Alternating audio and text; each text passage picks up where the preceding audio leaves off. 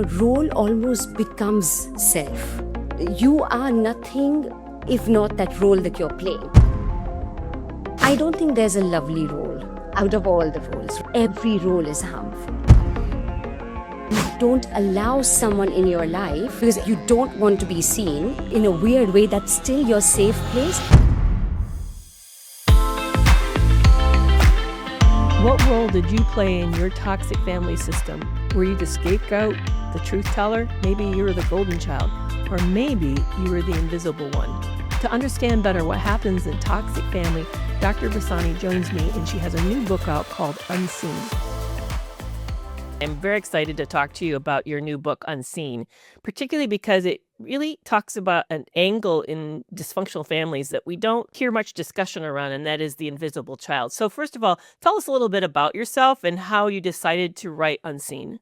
I'm a licensed mental health practitioner here in Miami. I started seeing a lot of patterns. A lot of my clients who came in were struggling with toxic relationships, but also then digging a little deeper, coming from narcissistic family systems. So I really did want to write something about it because I really think we need to talk about it more. I know we talk about it now much more than we used to, but every piece of information that comes out there, I think is so important. This client, she's very close to my heart. I worked with her for quite a few years. So it's really her story. And in talking to her, realized that, wow, she really didn't exist for her family system, which I didn't go into in the book a lot because I really wanted to keep it about the narcissistic father. But she's kind of just invisible to everyone in that family system, in her family system. So that's kind of what inspired me to write, and her journey really, because I think she's come so far from being that person who was not seen and then who was scared to be seen. So she wanted nothing more than to be seen. But every time she was seen, she was so scared and she was so anxious to the person that she is now. So I think it was such an inspiring journey, and that's how Unseen came about. It's interesting. The first thing that hit me is that, and we don't realize it at the time, but the narcissistic family system focuses on roles instead of the really development of self. Well, how have you seen that play out in your work with these individuals? I think your role almost becomes self, right? I think it gets so blended, Kerry, that I feel like you are nothing if not that role that you're playing, right? And again, sometimes those roles are assigned by the parent, but sometimes those roles are adopted by children themselves as a matter of survival. But I really think it becomes just who they are. So they are not able to separate that self from that role that they're playing because they take it into every relationship and every situation that comes up. And the first time you even bring that up, that this was a role that was assigned or that was a role that was adopted because of safety or survival, it takes such a long time for them to understand, wow, that's what happened. I know that when I first heard that, it hit me hard. I grew up in a narcissistic family system. So there were role assignments, and it was kind of fascinating who took what role. So lay them out. Lay what the common roles are that we typically see in these families. I will lay it out, and let me just also say that sometimes kids play more than one role. Yeah, I did. I kind of fluctuated between a few. Because she did too. And my other clients also do, but just even talking about her, she did. But some of the common roles are obviously the golden child, and we've heard about the golden child. So that's the child that's put on a pedestal. But again, it's such a hard place to be because really you're on that pedestal as long as you're doing everything that the parent wants you to do. The minute you don't, you're off that pedestal. So I think the golden child grows up with so much of insecurity because they have to always keep doing what they're doing to be on that pedestal. They're picked just because somewhere the narcissistic parent sees a reflection of themselves in that child. So that's kind of how that child is picked. But again, that doesn't mean that the child is going to remain in that role forever or be given that pedestal forever. It depends on how much you are doing for the parent. Yeah, and we often end up thinking that that role is the ideal role, like they're the lucky person. No. They're not, are they? No. There's nothing lovely about being the golden child. It's really not. I don't think there's a lovely role out of all the roles, right? So there isn't one better than the other. It's just they're different. And I think they're so harmful in different ways, but every role is harmful. The next one is the scapegoat, right? So we hear about the scapegoat a lot, and that one's the chosen one. I feel like that's the role that the child is given when there's something about that child that reflects a quality in the parent that they don't like. So if there is a narcissistic father, and we all have a feminine and a masculine side, right? Every human being. But if that feminine side of that narcissistic father is something that he despises, the daughter that is the most feminine is going to be the scapegoat. Interesting. I know you separate this out because you talk about the truth-seer and the truth-teller. I often sort of seen that the truth-teller sometimes is the scapegoat as well. Yes, could be. And that's what I'm saying. They play a lot of roles. So the reason I separate the truth-seer and the truth-teller is only because sometimes you see the truth, but you don't actually say something because that takes a different kind of coverage. And for some, they might be seeing it and also saying something about it. So Okay. but yes, but any of these, Kerry, like the invisible child, she was the truth seer. She was also the truth teller. So at some point, she also became that scapegoat. So you can actually, in one family system, children can play multiple roles and children can play different roles at different times. Yeah. So the scapegoat is, like you said, sort of some undesirable trait or something about that individual that makes them sort of the target. And we'll see them as they seem to hold the shame for the family. They do.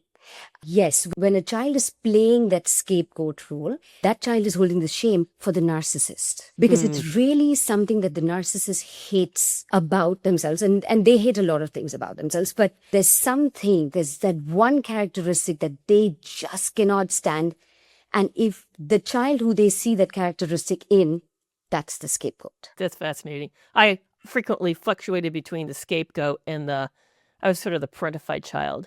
Right. A lot. It's the caretaker a lot. Yes, So, of course. yeah. So the next one then, what would you see the next one as? I would, so then the invisible child, of course, we've talked about that a little bit. The child doesn't really exist. I don't even know why you're here. You're just an inconvenience.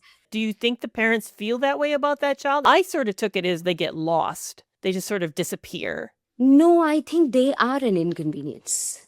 Ooh, So as long as interesting. the child is there, Kerry, and not asking for anything, that's fine. But the minute the child is sick or there's some issue with the child, they become an inconvenience. Now, that is Interesting. true for most of the children, but I think Yeah. the narcissist will still tolerate the golden child a little bit if the golden child is having a difficult moment. But the invisible child is just there to serve whatever the family system. But the minute that child becomes an inconvenience, why are you even here? So that's the invisible child. Then we Okay, have okay. the peacemaker, the child who adopts the role of, okay, I'm just going to make sure everything's okay. And again, she did that too. As you read the book, you realize that she did Yeah. play that role of the peacemaker. And the way she played it is she would be funny. She would entertain the family just so that the tension, the environment is kind of reduced. So that's kind of the peacemaker who's trying to manage moods, everybody's moods. And when we started therapy, she still did that with everyone that she came across. She felt it Probably was did that with you in the room too, I'm sure. just a personal responsibility that Yeah. I need to make sure everybody's okay. So that's the peacemaker. You also have the personal assistant who's kind of running around doing everything for everyone just to make sure that everybody is fine. And so there's no blowouts, there's no chaos. So kind of managing. So not managing the moods, but really managing that environment, getting everything for everyone so that nobody has to be chaos. I always thought of the parentified child, and that you're really differentiating them from something. To me, when you describe this, you were describing literally a organized, sort of like a little, not like a mini mom, I'm going to take care of you and brush off your needs, but more of a mini mom going to run around and make sure there's enough food in the house and the Yes. bills are paid and Yes. people are picked up on time and that kind of stuff. Yes. And earlier, as a younger child, then, okay, I'm going to make sure the house is clean, everything is okay. It's just Okay. that sort of thing. It's actually those behaviors of, okay, I'm going to make sure everybody has everything. Whereas the peacemaker could be the child who, say, mom is not feeling well. Okay, I'm going to go take care of her moods, her emotions. so that she's okay, so dad doesn't come home and then there's another blowout. Or telling the siblings, it's okay, let it go, just calm down and you just get over whatever. The thing is, everything revolves around the narcissist. So Yeah. everyone is, whatever they're doing is to make sure that the narcissist is okay. So even if they're serving other people in the family systems, it's still really only to make sure that the narcissist is fine.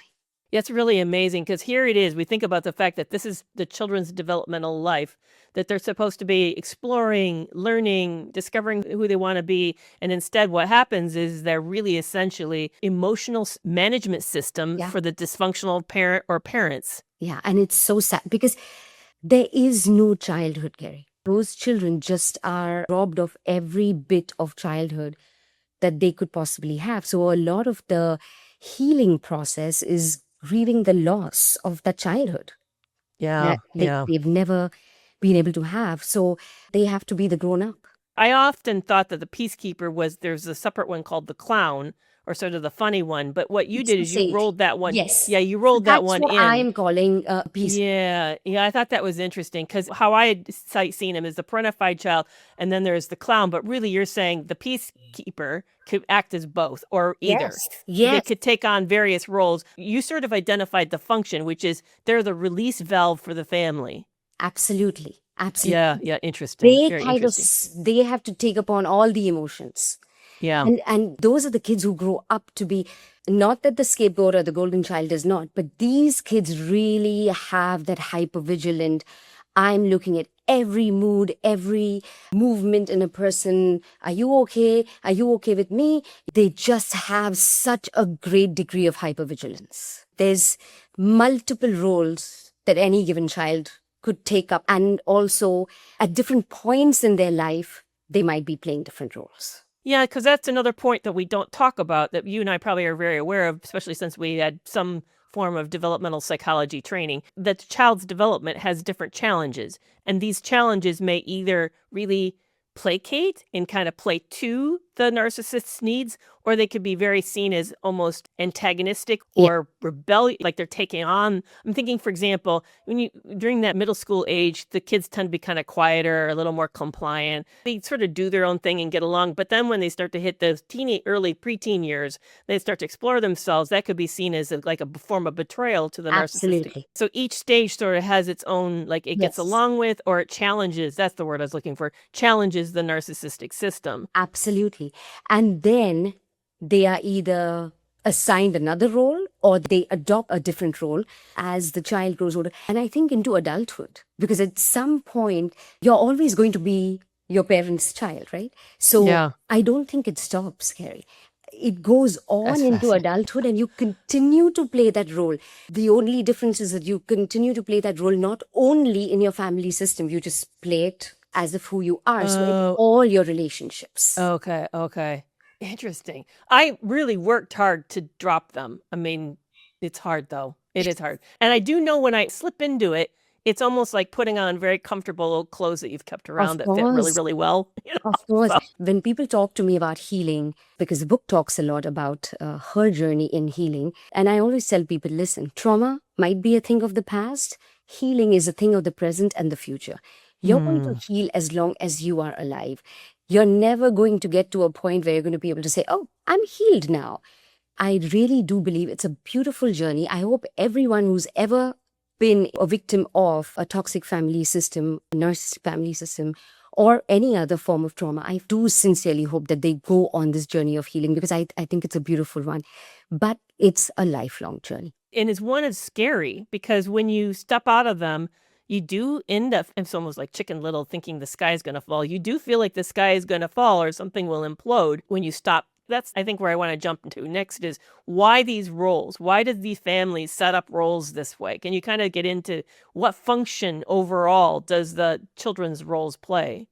To serve the narcissist. But why does a narcissist need their family member to serve these roles for them? No, they need, if they could, they need the whole world to serve them. So, That's true. I don't think Yeah. it's restricted to the family system. Yeah, good But point. they are the ones that are there. I made you, I own you. There's an ownership, right?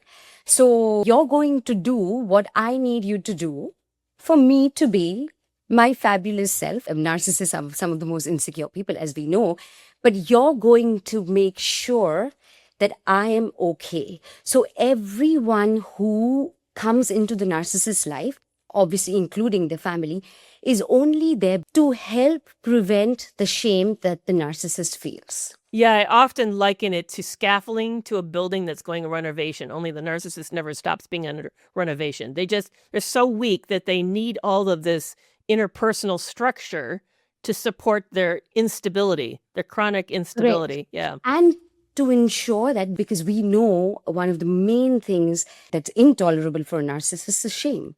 So Yeah. every person serves that role to make sure that the narcissist does not experience the shame. So let's go back to the unseen child because, as I said, nobody talks. They're literally unseen. I mean, they're invisible everywhere to everyone all the time. So what are some of the unique challenges of this particular role? When she was younger, there was no sense of emotional support. So there's no caregiving really. So she really had to take care of herself. She had to take care of her own needs. If there is a challenge that comes up, whether in school or outside, she had to be that person for herself because there wasn't anyone in the family to be there for her. I remember this one incident that she was telling me in one of my sessions. It was a rainy day and she was sitting by the window and she was alone by herself, really, really scared. And still, she had to somehow become that person for herself that calms her down, valid. And she was all of maybe 5. She throughout, of course, my journey with her, she told me a lot of incidences, but that was that one that has stuck in her mind. That's the day, like I just knew I was going to be alone. I just knew that I didn't have anyone who was going to make me feel safe. And I kind of need to do that for myself. And then as you grow older, because you have learned that you can't trust, that you can't count on someone, I think that, Kerry, becomes one of the most challenging things. Because then, even if you have someone in your life like she does, wonderful husband, kids, she just was not able to trust.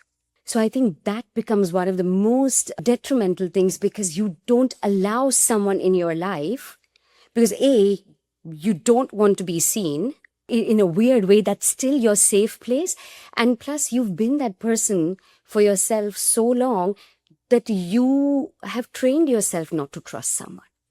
And so that goes on to all the relationships that you have. And I think the hardest part for her was to be able to start trusting her husband, which now she does. So it's beautiful. When I see the relationship now versus when we first started working, it was really, really hard for her. She just wasn't able to trust that he was going to be okay with her. So she lived like this imposter in her own life, right? So she was never able to be that true person because she didn't think that true person would be accepted. I'm thinking of all the ramifications. I mean, for example, it would be hard to express a need. If she showed up sexually, she probably wasn't able to. No. She probably was scared that it would be too much to ask for herself to exist in that moment. Even walking into the room with you must have been a tremendous act of courage. Absolutely.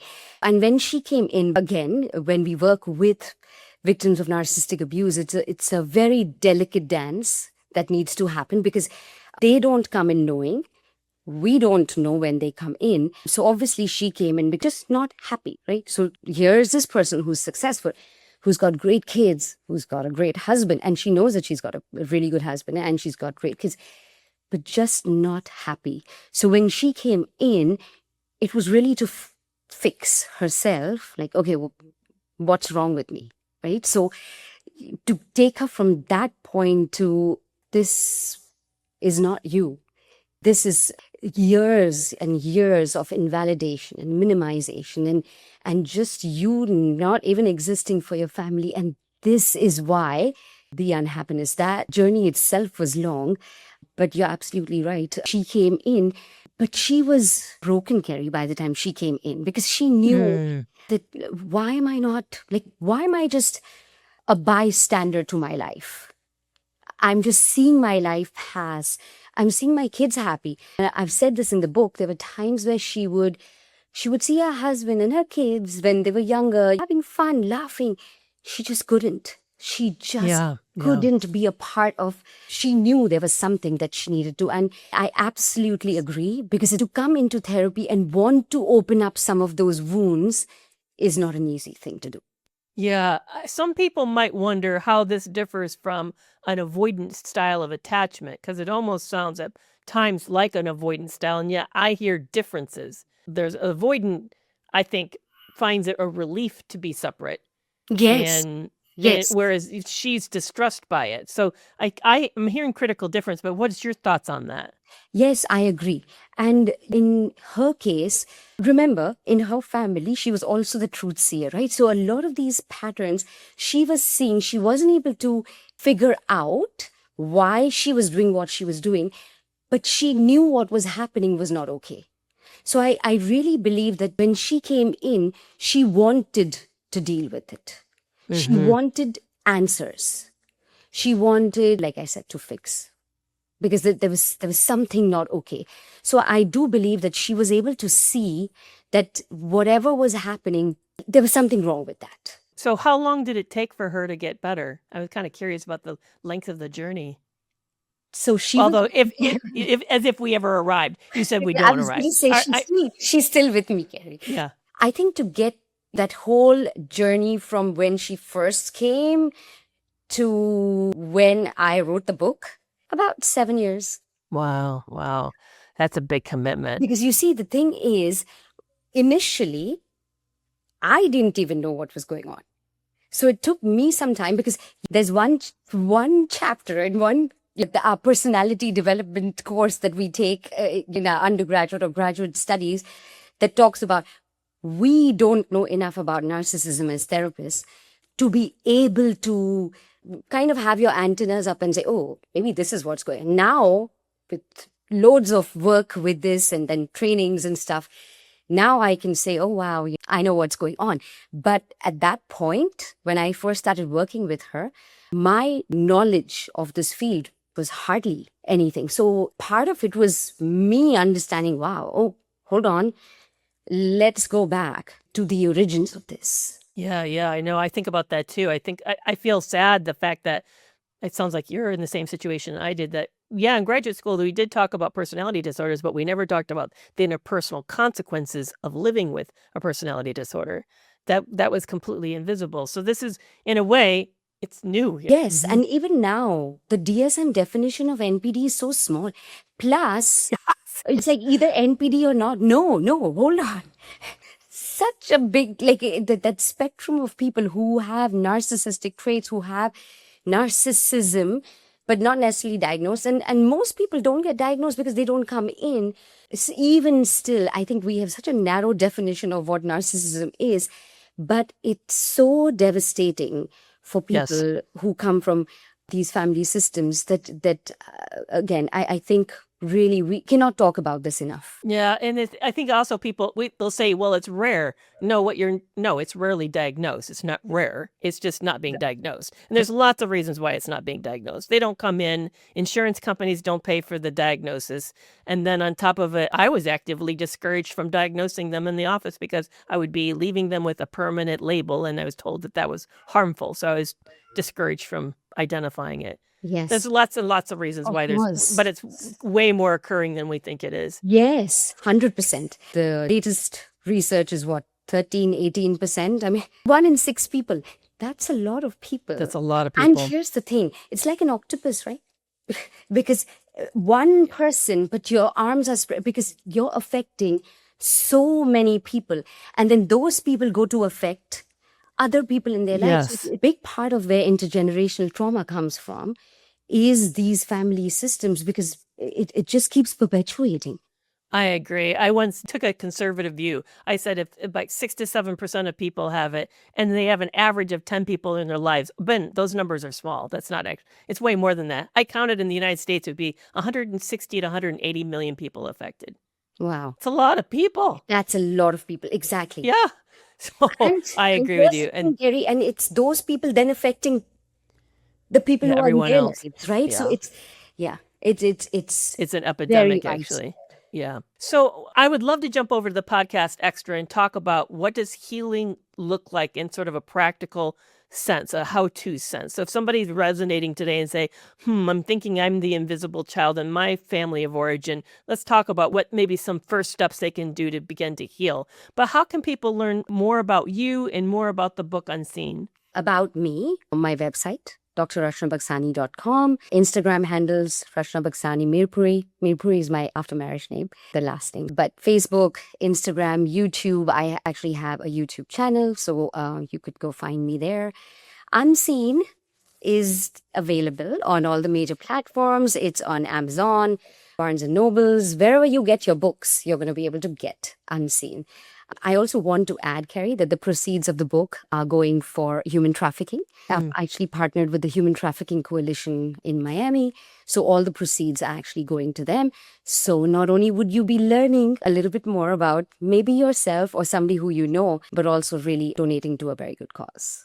Oh, thank you so much for that. That's really lovely. And it's really wonderful to meet you today. This was a fascinating discussion. Thank you. Thank you so much, Kerry, for having me. It's 2 a.m. again, and you're replaying that whole conversation over, and you're wondering to yourself, was it really that bad, or maybe I'm just being dramatic? So you start to draft that I'm sorry text again, because the guilt that you're feeling or the confusion you're experiencing is just unbearable. And you know this loop because you've been there before, but I want you to know that you're not alone. I'm Dr. Kerry McAvoy. I'm a retired psychologist, and for 25 years, I've been helping people untangle exactly what toxic relationships do to your mind, how they create the confusion, the self-doubt, and that trauma bond that keeps pulling you back in. Here's the truth. Recovery isn't about getting more information. It's about having the right support in the exact moment you need it. That's why I've created Reclaim You. It's a private, always available coaching app built from my work and my content, organized into an extensive library that you can actually use when you're triggered.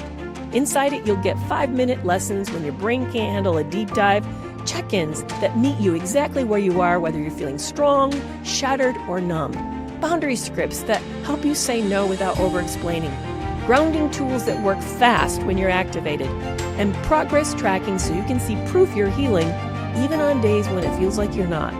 There's no appointments, no waiting, no judgment, just practical support right when you need it.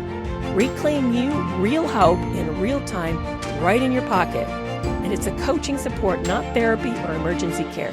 Learn more at studio.com/Dr. Kerry. So start your healing today and reclaim you.